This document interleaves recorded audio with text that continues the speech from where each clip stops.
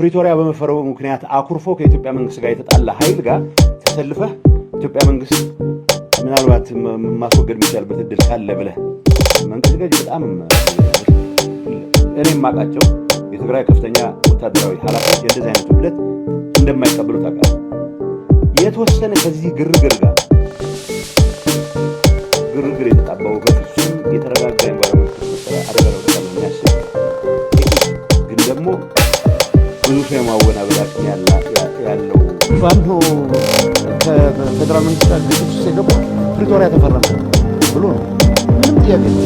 የፕሪቶሪያው የሰላም ስምምነት ፈራሚ አካላት ግጭት ቀስቃሽ ፕሮፓጋንዳ በመሆን ለስምምነቱ ተገዢ ሊሆኑ እንደሚገባ የአሜሪካ ድምፅ ያነጋገራቸው የፖለቲካ ፓርቲዎች አሳሰቡ።